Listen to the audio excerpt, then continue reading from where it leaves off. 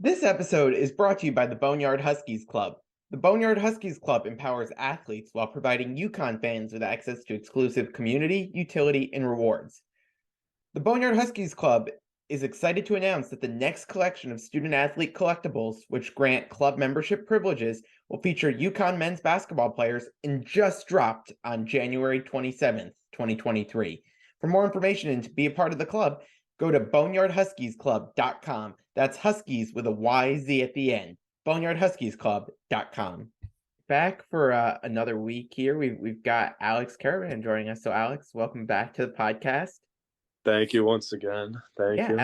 Absolutely. So I know we've had a little bit of a roller coaster the past couple weeks here since we last spoke. Take me through from your perspective what the past couple weeks have been like, because you had some highs in both the Seton Hall and the Xavier games, some lows in those games, beat up on Butler. So it seems like this team has shown signs of getting back to what it could be. But what's it been like kind of going through some of these ups and downs here?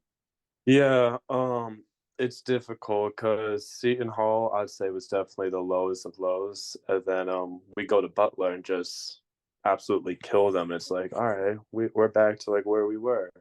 And then the first half of Xavier was like, what the hell happened? And then the second half was a different story. Like, all right, we're kind of back to ourselves again. So it's frustrating in a sense because we're trying to escape out of hell in a sense, like trying to get back to our own self. But and at the same time, it's like we know what we're capable of, and we've shown it against Butler in the second half of Xavier. We just got to be able to piece it together now. What's it like, big time crowd at Gampel the other night for Xavier. And it's a tough first half there. What's the mood like during that first half as you guys are trying to think about how you might be able to get back into this game? Yeah, I think the mood is just to have our confidence high still. I mean, we're playing against a top 10 team. So if we were down on ourselves and kind of just kept taking the beatings, then it could have been a 30-point loss. So we just had to keep our hopes high, keep our confidence high, and just have trust in one another. And those huddles during the media timeouts and free throw huddles were crucial for us to kind of start getting us back on track and start chipping away a little. What was the plan and talked about, in the locker room at halftime that kind of had you guys flip the switch a little bit in that second half? I know went and played some zone defense and switched things up a little bit that way. What do you think made some of the differences in the second half there? Just how aggressive we were. The pressure really got after them. And first half, we were soft defensively. We were kind of letting them get catches wherever, not really pressuring the ball, letting them get in the paint too much.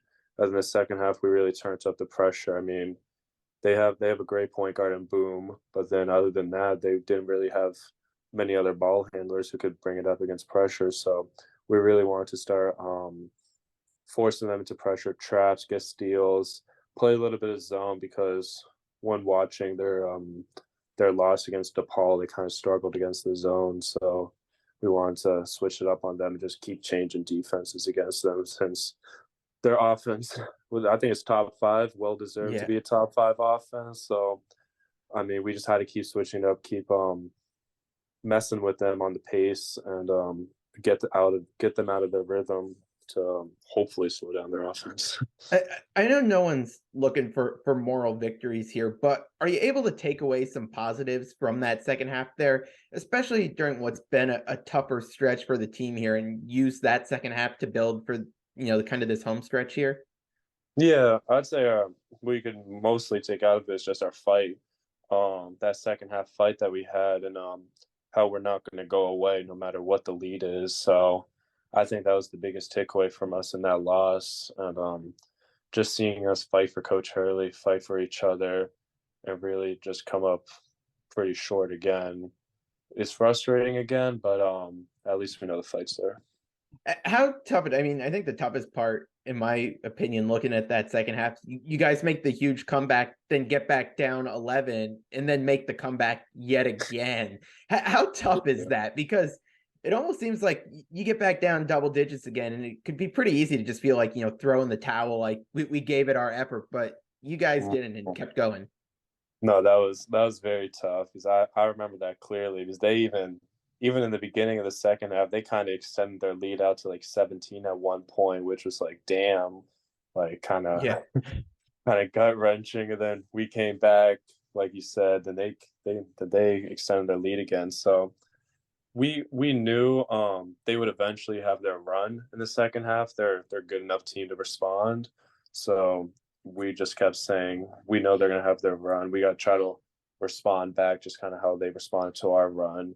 And then we did that, got it to I remember like 73-72, and then it was just a tight game from there. So it was definitely hard for us, but we knew we were more than capable of doing it.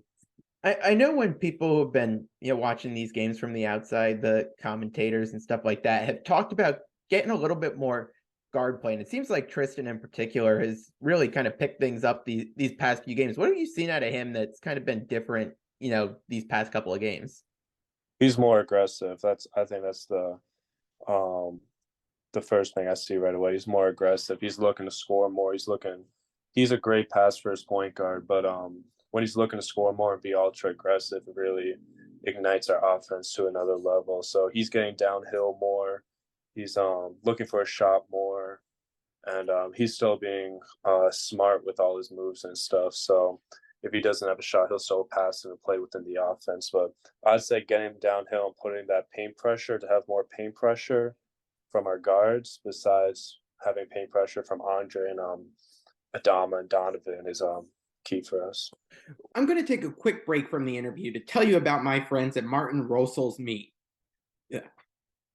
I'm going to take a quick break from the interview to tell you about my friends at Martin Rosel's Meats. This fourth-generation Connecticut family business produces kielbasa, hot dogs, sausages, and deli meats using Martin Rosel's very own original recipes. Their products can be found in grocery stores, delis, restaurants, and hot dog stands throughout the state. And if you're looking for your fill right away, check out their retail store in New Britain. For more information, visit martinroselsinc.com and go support a UConn fan-owned business. And now, back to the interview. What's it like being on the court when it seemed like in that second half there was a stretch there where Jordan coming off those screens, like he couldn't miss, like everything was going in. What's it like being a part of something like that? Because I mean, he's got to have one of the quickest triggers with his shot that I've seen in a while. Oh, he's got the best jump shot I've with someone I've ever played with. His shot's amazing. But see, I didn't know how I felt because I see it every day in practice, and like it wasn't the first time that's happened. So I wasn't shocked when it was happening. We just kept telling him, if you're open, you better shoot it, or else we're not passing it to you again. So no, but when he's in that zone, he's practically unguardable. At least you got to respect his shot, and then he's capable of putting it on the deck too. So it's special. It's special when he gets in that zone. I've been going to games for a while, and I think that crowd probably had to be the loudest I've ever heard Gampel. I mean, that place was just like right above the roof off at any point. Do you guys feel that energy? I mean, I feel like there was one point like Coach Hurley came like running off the sideline, like with his hands waving and everything to like mid-court at one of those timeouts, and the place just went nuts. So what was it like being part of a game like that? Oh, it was amazing. It was amazing because we wanted to take it all in, but then we were running back on defense, having a hard time talking to each other. That's the only problem with Gampel, I'm not going to lie. It gets so loud that we can't communicate with each other on defense sometimes. So it happened a couple times. We thought we were in a 2-3 or whatever, but we were in man. And but we'll gladly have that problem. I mean, if that's our problem, then I'm not worried about it at all. So it's definitely electric in there. I love playing in Gampel. And I remember that night was just extremely loud. Extremely loud. I know Coach Hurley's a guy who loves his man defense. So what's it been like transitioning and playing a little bit of zone, whether it's the 1-3-1, 2-3 zone? Seems like throwing a little bit more out there now on defense. Yeah, I like it. I mean, it gives us another look, gives teams another more scouting. They gotta be prepared better. So they see the 1-3-1, they gotta work on it before they play us now and stuff. So kind of allows our man defense to be more effective, and they don't really know what's going to come now. So but I think it's good just to give teams a different look, to slow down their pace, get them out of rhythm. And I think it was really effective. Is it weird going from a time where you're playing maybe 2 games, maybe even 3 a week to now having a few days off, like close to a week off now in between these between the Xavier and now the game you've got at DePaul? I hate it. I hate it. I just want to play. I can't. I hate this. But in a sense, we needed the rest. We started some games we looked tired, and yeah, we just looked tired in some games. So it's nice to have the rest. I'll definitely take the rest, but I'd rather be playing 3 games a week than wait a week. So you go to DePaul and then you've got Georgetown later on in the week. I know this team has had some trouble on the road. Are you guys excited to get back out on the road and maybe show what you can do in these road games at DePaul and Georgetown? Yes, we need road wins so badly, and I don't care who it's against. If we can win road games, that's only going to prepare us more for March and Big East 20. So we need these wins, and even in general, we just need these wins to start gaining momentum. If we can win against DePaul, then win against Georgetown, we'll have a very good Marquette team coming in. So Yeah. if we can start gaining those wins and start getting back on track, they'll be important. But it's an important win in general. Then it's just better that it's a road game too. So we'll need it. I've got to go. I got to ask, going into Chicago, you ever had deep dish pizza? Are you a deep dish pizza guy? I have. Very good. I went on a visit to another school that's in Chicago, and I had some of the deep dish pizza. It's good. It's good. Right. Just don't eat any before the game. No, I think we might have it after the game. When you go on these road games, I mean, even something as simple as getting like deep dish pizza, do you get to like enjoy any of like being on the road and being in a new city at all? No. Yeah, I'm just gonna say no. We don't really get to explore the city or any of that. Like the best thing we might have, like before games, like usually when we land, we might go to like a steakhouse or something. So Okay. those, I'd say that's the best part of the road trip. But like going to Chicago and exploring, seeing what they got there, we never do that. All right. You'll get your pizza afterwards, and Yeah, exactly. hopefully be a victory pizza there. Since since the last game, what have been some of the keys that you guys are working on to getting back into those winning ways where you might have had some more success earlier on in the season? Yeah, I'd say, of course, our defense. That's definitely number one for us right now. But then, other than defense, I'd say offensively, just kind of playing off each other, not really having set plays where teams have scouted us and just have guarded them very well. So, kind of playing free more, just reading off each other and just kind of learning what this player might like to do and how to react to that, and all the different cuts and all that stuff that we could do. And then just freeing up our bigs a little more. They've been kind of getting limited touches around the rim at times, so just getting them a couple more opportunities. I know when it was back and we haven't talked since the Seton Hall game. What was it like having someone other than Coach Hurley leading the way on the sidelines there? It was a little weird. I mean, Coach Murray and Coach Moore, they did a fantastic job for the game, and Yeah. I really wanted to get that win for them, and of course for Coach Hurley and Coach Young who were watching. But it felt a little weird because you were looking out at the sideline, you see Coach Murray coaching us, which he does at practice, but like in a game, it was like, oh wow, this is kind of different. And then shoot around not having him around and film not having him around. It was just it was a little weird, but when it got to the game, we felt prepared, and yeah, we just felt prepared, but it was a little weird. What do you think it was like at Coach Hurley's house as he had to sit and watch that game on Ooh. TV? First half, he was probably jumping with joy, cheering, probably having a nice drink in the first half, and then second half, I can only imagine what happened in the second half. He probably standing yelling at the TV, mad at how we're playing. Probably didn't talk to his wife the whole time, but I mean that's what you get from him, and that's why Yeah. a great coach. Was it weird when he came back in the Butler game with the mask on and having to coach through that? Like, is it hard to hear him while he's doing that?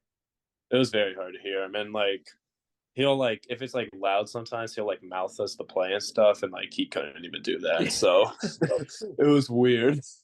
It was very weird the whole time. And I never played. I wasn't even here when the COVID year happened, so I couldn't imagine what Yeah. it was like. But yeah, we couldn't really hear him or see what he wanted to say. Well, I want to wrap with this one, and I know Coach Hurley mentioned in one of his press conferences, and when times have gotten tough, sometimes you guys get a little bit much on social media or things like that. What's it been like when these times have been tough, and are you able to just kind of push the noise aside? I mean, and I think it's a good conversation to have because I think people who watch and listen to this might not necessarily think when they fire off a tweet or hopefully no one's like Instagram DMing you like bad stuff. But I know that happens, and I think it's important to bring that up. No, yeah. So I'd say with my experience with the social media stuff, our first loss was Xavier, and then the Providence one, I think it was an eye-opening one for me. I was like, wow, this is the UConn Nation takes losses seriously here. And but like I pushed it to the side, and at least for me, I try not to use social media as much anymore. I try to use not use Twitter, not look at Instagram at all. Really just stick to my small circle of friends and family.